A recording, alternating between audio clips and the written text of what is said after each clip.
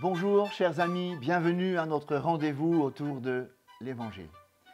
Lorsque nous parlons de prière, souvent nous nous arrêtons à cette prière que Jésus a donnée comme enseignement à ses disciples, notre Père. Beaucoup l'ont appris par cœur et je pense que c'est important de comprendre que cette prière n'est un exemple et dans cet exemple, il y a une multitude de choses à comprendre.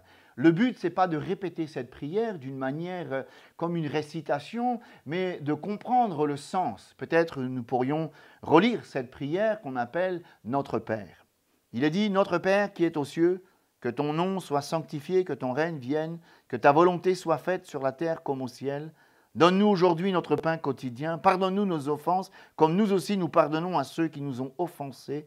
Ne nous induis pas en tentation, mais délivre-nous du mal, car c'est à toi qu'appartiennent dans tous les siècles le règne, la puissance et la gloire.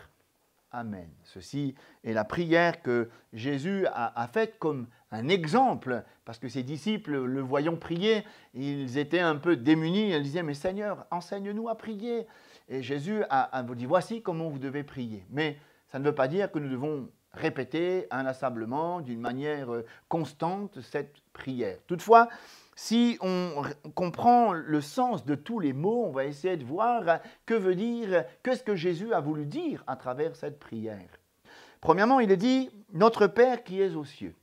Nous devons comprendre que le mot « Père » ici, c'est le Créateur, et c'est celui qui est au-dessus de toute chose. Il est dans les cieux, il a l'autorité suprême, il n'est pas comparable aux hommes. La Bible dit que Jésus-Christ est souverainement élevé. Dieu devient notre Père par la foi en Jésus-Christ, et lorsque nous recevons la parole de Dieu, la Bible dit, elle a donné le pouvoir de devenir enfants de Dieu. Nous sommes les enfants du Tout-Puissant par la foi en Jésus-Christ. Deuxièmement, il est dit que ton nom soit sanctifié. Lorsque nous invoquons le Seigneur, comprenons que Dieu est saint. La Bible dit que celui qui s'approche de Dieu s'éloigne de toute iniquité.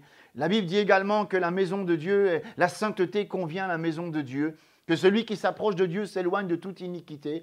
Et lorsque nous invoquons le Seigneur, n'oublions pas que nous sommes pécheurs, il est saint et nous avons besoin de purifier notre cœur. Jésus lui-même a dit « Heureux les cœurs purs car ils verront Dieu ». Nous ne nous approchons pas de Dieu comme on s'approche de quelqu'un ou d'une boutique pour se servir. Non, non, nous approchons d'un Dieu redoutable qui est saint. Et lorsque celui qui s'approche de Dieu, il doit comprendre que Dieu est saint. Et on a besoin de s'approcher au travers du sang de Jésus qui nous purifie de tout péché. Troisièmement, il est dit que ton règne vienne. Et en effet, lorsque nous prions, il est important de rechercher premièrement le royaume de Dieu. Il est dit dans Matthieu 6, verset 33, « Cherchez premièrement le royaume de Dieu et sa justice. » Et il est dit également la justice de Dieu et toutes choses vous seront données par-dessus toute chose. Et il me semble que c'est important, lorsque nous prions, de demander à ce que le règne de Dieu, le royaume de Dieu, qu'est-ce que le royaume de Dieu?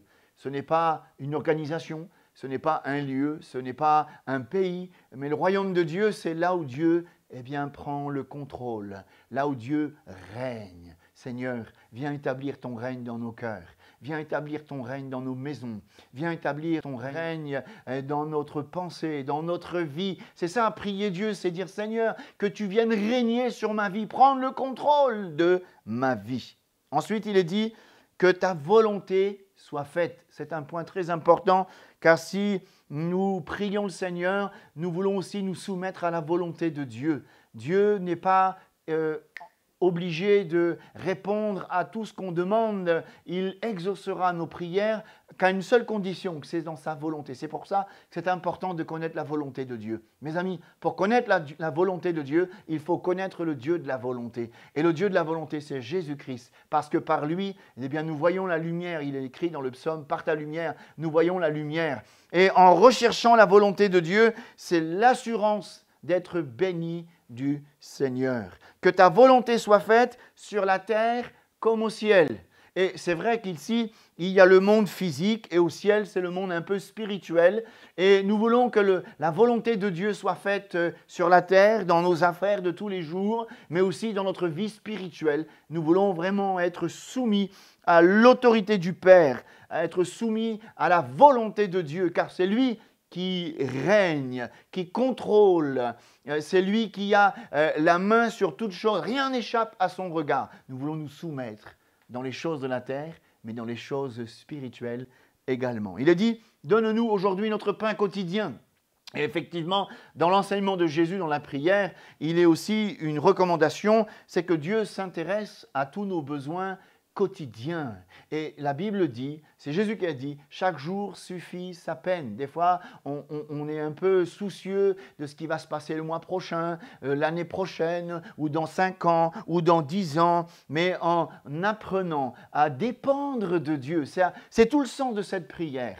Et si on veut retenir quelque chose dans cette prière, dans l'enseignement de Jésus, c'est la dépendance de Dieu. Dépendre de Dieu pour nos besoins quotidiens. Chaque jour suffit sa peine.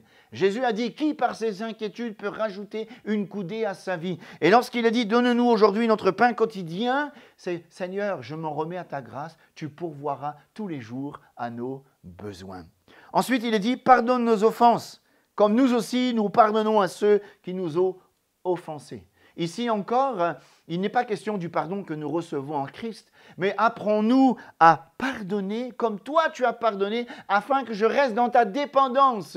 Et vous savez, si quelqu'un n'arrive pas à pardonner celui qui l'a offensé, sa communion avec Christ est comme ébréchée. Et c'est important de rester en communion avec Christ afin que notre prière soit efficace. Et nous devons toujours dépendre de Dieu, dépendre de lui. Ensuite, il est dit, ne nous induis pas en tentation. Alors c'est vrai que Jacques, chapitre 1er, verset 13, nous dit ceci, c'est que Dieu ne tente personne. Et il semblerait qu'il y ait comme une contradiction, ne nous induis pas en tentation. Mais je pense que le sens de ce que Jésus a voulu dire, c'est que nous voulons dépendre de Dieu face aux tentations. Seigneur, aide-moi à résister à la tentation. Nous sommes que faiblesse, nous sommes charnels, nous sommes des êtres qui sont influençables et on peut tomber dans toutes sortes de travers, d'une amorce qui va nous faire tomber dans toutes sortes de choses, mais apprenons à dépendre de Jésus. C'est ce qu'il veut dire ici. Ne nous induis pas en tentation. Seigneur, aide-moi à résister à la tentation. Comment résister à la tentation? En étant dans la dépendance. Je dépends de Christ. Je suis plus que vainqueur par celui qui m'a aimé. Délivre-nous du malin. Là encore, dépendre de Dieu. Le diable existe, il a ses plans, il a sa stratégie, pour s'opposer à l'évangile, s'opposer à la lumière, s'opposer à ceux qui voudraient faire le bien. Mais ici, dans cette prière, Jésus nous apprend à dépendre de Dieu pour être gardés du péché, de la mort, du mal. Seigneur, aide-nous à ne pas tomber dans le mal, mais nous voulons marcher dans la vérité avec assurance. Et enfin, cette prière termine ce qu'on appelle une doxologie, c'est-à-dire une louange, c'est-à-dire qu'à lui seul appartient dans tous les siècles le règne, la puissance et la gloire. Effectivement, lorsque nous prions, nous devons raconter la gloire de Dieu. Pas simplement, Seigneur, donne, donne, comme dit la Bible à son su à 2 filles, donne, donne. Et la prière, c'est pas simplement demander, demander, demander. C'est d'abord une présence. C'est d'abord dépendre de lui. C'est aussi élever son nom qui est au-dessus de tout nom. Que Dieu vous bénisse et que vous puissiez apprendre à dépendre de sa grâce. Et je pense qu'en lui, nous avons tout pleinement.